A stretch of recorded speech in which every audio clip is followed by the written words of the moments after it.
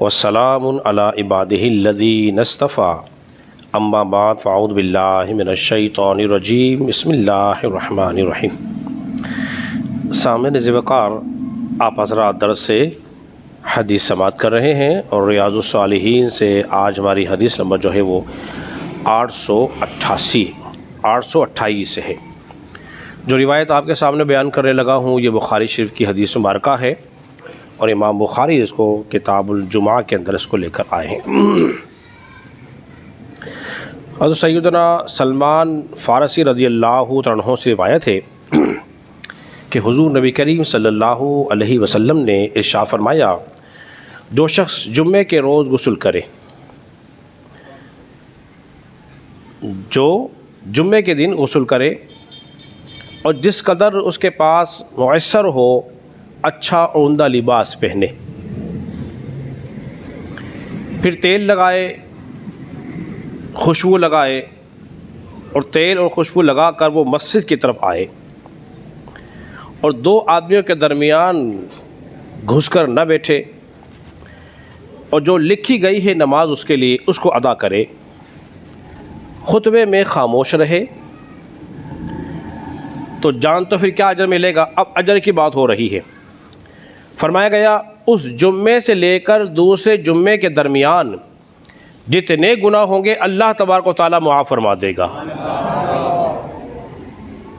एक जुम्मे से दूसरे जुम्मे के दरमियान जो गुनाह सरद हो जाए अल्लाह तबारक व तआला उन गुनाहों को मुआफ़ फरमा देता है।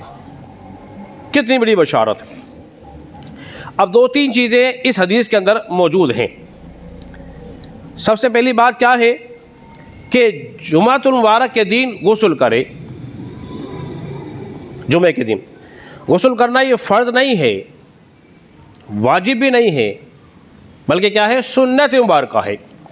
अगर कोई गुस्ल ना कर सके तो कोई हरज भी बोलिए नहीं है, लेकिन गुस्ल जिनाबत जो है वो तो उस पर वाजिब होगा। आखिर नबी पाक अलैहिस्सलातु वस्सलाम ने जुम्मे का ही नाम क्यों लिया गुस्ल के लिए?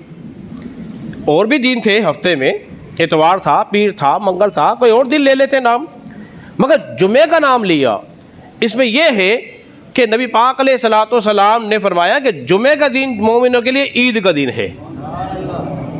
जुम्मे का दिन जो है मोमिनों के लिए ईद का दिन है। जब ईद का दिन होता है तो उसकी तैयारी भी होती है। जब ईद का दिन होगा उसकी तैयारी होगी। गुस्ल भी करें, खुशबू भी लगाएं, तेल भी लगाएं, तो खुशबू लगाना भी सुन्नत, तेल लगाना भी सुन्नत। फिर मस्जिद की तरफ चल के आ रहे हैं।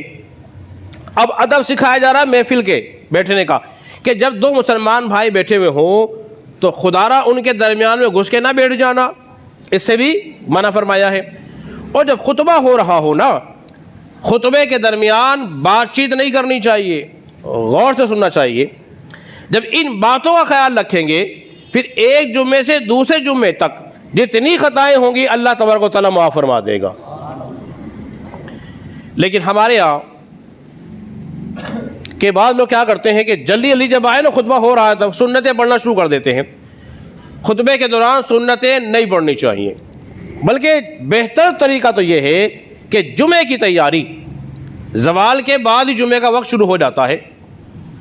अगर कोई 4 रकात नमाज सुन्नत, जो जुमे की 4 सुन्नतें हैं, उनको घर से पढ़कर आए तो सबसे बेहतरीन तरीका यही है, सबसे बेहतरीन तरीका। अगर कोई घर से ना पढ़ सके तो उसमें कोई हर्ज की बात बोलिए नहीं है। और अहम बात क्या है वो ये है कि जुमे की नमाज में 14 रकात हैं, 2 नहीं हैं। कितनी नहीं है? 2 नहीं है, कितनी है? 14 हैं।